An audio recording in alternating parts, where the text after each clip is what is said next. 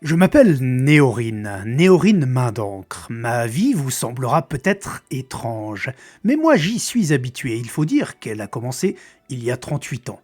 Alors, je suis né dans une petite ville ou un grand village, comme les visiteurs préfèrent la qualifier. Mais pour moi, à Rive-de-Fier, tout était effervescence, en particulier le marché 2 fois par semaine et surtout la maison des voyageurs. Et oui, ma famille possédait une petite maison près de ce relais prisé de ceux qui vivent sur les chemins. Et mon enfance a été bercée par la vision de ces gens de tous âges, aux yeux, aux attitudes, aux vêtements, aux équipements différents. Ils portaient en eux la trace des terres parcourues. Enfant, je n'avais à me plaindre de rien. Ma famille travaillait le bois fin, les parchemins, les potanés, les encres, les pigments, les fusains, les plumes, fournissant scribes, érudits et artistes locaux. Ma vie était toute tracée. J'allais apprendre les gestes artisanaux pour succéder à mes parents un jour, tout en écoutant les récits des voyageurs que je trouvais passionnants. Seulement, vers 7 ans, j'ai commencé à rêver. Oh, pas à rêver comme vous pouvez le faire, non. Je rêvais, certes, en dormant, mais aussi éveillé.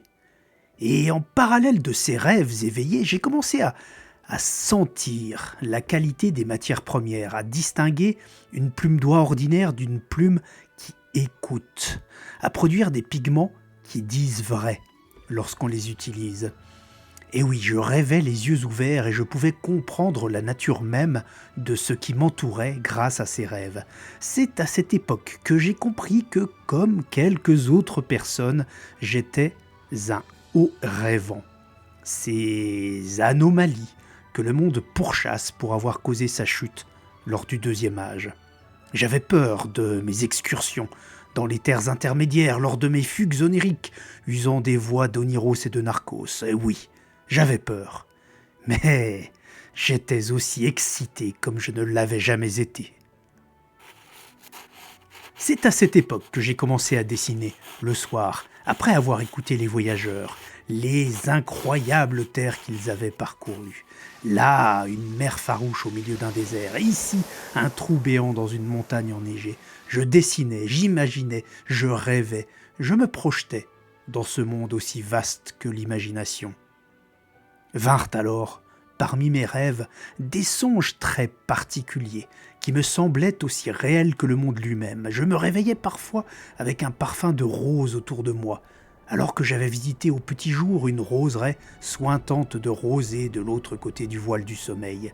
Des rêves jamais identiques et pourtant toujours empreints de la même sensation, celle d'arpenter des sentiers déjà visités, peut-être dans une autre vie, sous un autre visage. Des rêves dont je m'éveillais en me précipitant sur mon matériel de dessin pour tout jeter dans mon grimoire avant d'en oublier les détails, traçant la langue pointant hors de ma bouche comme un enfant absorbé par l'envie de bien faire des cartes. Les cartes de mes rêves. Un déclic se produisit lorsqu'un voyageur me surprit un soir à dessiner ce que j'avais capté des échanges à la table, joyeuse mais fatiguée. Je sursautai lorsque l'homme posa sa main sur mon épaule, assénant une sentence qui ne me quitterait plus pour le reste de mes jours. « Tu dessines comme on marche. Rester ici te blessera jusqu'à ce que tu en meures. » Mes rêves furent agités la nuit suivante et ne se calmèrent pas davantage. Les suivantes et les suivantes et les suivantes. J'en étais désormais certain. Mon destin rejoignait celui des autres voyageurs. Mes outils, mon art, ne pouvaient s'accomplir que sur la route. Le monde devait être contemplé en mouvement. Je choisis de partir 2 semaines après la rencontre avec ce voyageur, par nécessité intérieure. Certaines âmes ne peuvent rester immobiles. Désormais, je fabrique plumes, fusains, pinceaux, pigments, parchemins, peaux, comme ma famille me l'a enseigné. À l'occasion, je commets un portrait qui peut m'offrir un toit pour quelques nuits. Mais surtout, je cartographie ce que je traverse, nommant ce qui n'a pas de nom, ajoutant à mon épais grimoire ces morceaux du monde qui n'ont guère de rapport les uns avec les autres.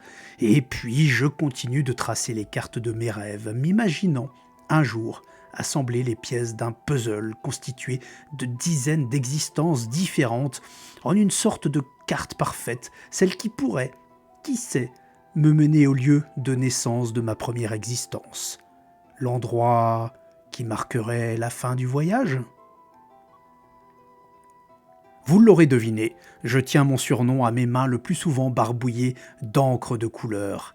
Ah, et une petite curiosité pour un voyageur déjà affirmé puisque je suis sur les routes depuis plus de 20 ans. Je n'ai encore jamais vu l'océan.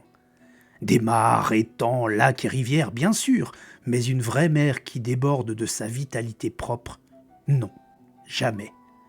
D'ailleurs, les voyageurs qui ont déjà jeté un œil sur mes dessins de ces immenses liquidités en sourient, ils me disent que la mer, ça ne ressemble vraiment pas du tout à ça.